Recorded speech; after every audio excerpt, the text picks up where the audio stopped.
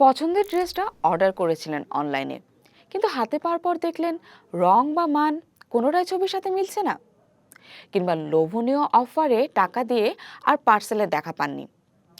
অনলাইনে শপিং করতে গিয়ে এমন বাজে অভিজ্ঞতা হয়েছে আমাদের অনেকেরই। ব্যস্ত জীবনে অনলাইন শপিং আমাদের জন্য আশীর্বাদ ঠিকই, কিন্তু একটু অসতর্ক হলেই এই আশীর্বাদ অভিশাপে পরিণত হতে পারে। অদ্ভুত দাম, লুকানো চার্জ আর ভুয়া রিভিউয়ের ভিড়ে আপনি কিভাবে নিজেকে সুরক্ষিত রাখবেন, আজ আমরা জানব অনলাইন কেনাকাটায় প্রতারণা এড়ানোর কার্যকরী কিছু কৌশল।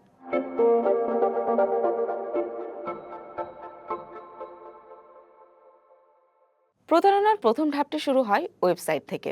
অনেক সময় প্রতারক চক্র নামি দামি ব্র্যান্ডের হুবহু নকল ওয়েবসাইট তৈরি করে, হয়তো বানানে সামান্য হেরফের বা ডিজাইনে একটু অদলবদল, যা খালি চোখে ধরা কঠিন। তাই কেনাকাটার আগে ভালো করে ইউআরএল লক্ষ্য করুন। কোনো সাইট যদি এইচটিটিপি দিয়ে শুরু হয় এবং শেষে এস না থাকে, তবে সেই সাইটে পেমেন্ট করা বা ব্যক্তিগত তথ্য দেওয়া অত্যন্ত ঝুঁকিপূর্ণ।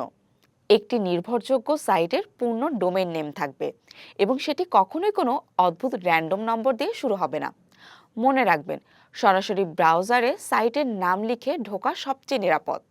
আমরা সবাই ছাড় ভালোবাসি, কিন্তু অতিরিক্ত ছাড় বা বাজার মূল্যের চেয়ে অস্বাভাবিক কম দাম দেখলেই ঝাঁপিয়ে পড়বেন না। অনেক অখ্যাত প্রতিষ্ঠান এভাবে লোভ দেখিয়ে বড় অঙ্কের টাকা হাতিয়ে নেয়। পণ্যটি অর্ডার করার আগে এর বিস্তারিত বিবরণ বা ডেসক্রিপশন পড়ুন। কাপড় হলে তার ম্যাটেরিয়াল, ঘড়ি বা কসমেটিক হলে তার ব্র্যান্ডের সত্যতা যাচাই করুন। মাথায় রাখবেন, একই ডিজাইনের পোশাকের মান ভিন্ন ভিন্ন হতে পারে, তাই দামের পার্থক্যের পেছনেও গুণগত মানের রহস্য থাকা স্বাভাবিক। এছাড়া প্রতিষ্ঠানটির রিটার্ন ও রিফান্ড পলিসি আছে কিনা এবং সেটি কতটা স্বচ্ছ তা নিশ্চিত হয়ে অর্ডার করুন। পণ্য ভালো কি মন্দ তা বোঝার সবচেয়ে ভালো উপায় হলো অন্যদের রিভিউ দেখা। তবে এখানেও লুকিয়ে থাকে পেইড বা ফেক রিভিউয়ের ফাঁদ। রিভিউগুলোর সময়কাল লক্ষ্য করুন।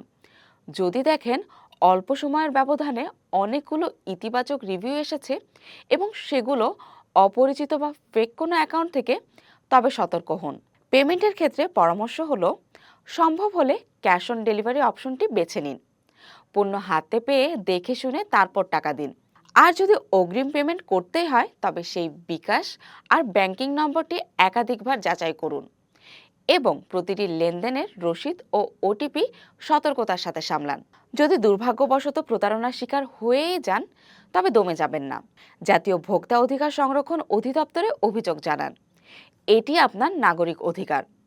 অভিযোগ প্রমাণিত হলে অপরাধীকে জরিমানার পাশাপাশি আপনিও সেই টাকার 25% ক্ষতিপূরণ পাবেন। অভিযোগের জন্য ফোন করতে পারেন জাতীয় ভোক্তা অধিকার সংরক্ষণ অধিদপ্তরের হটলাইন নাম্বারে, আর তাদের ওয়েব অ্যাড্রেসটি আমাদের ভিডিও ডেসক্রিপশনে দেওয়া আছে।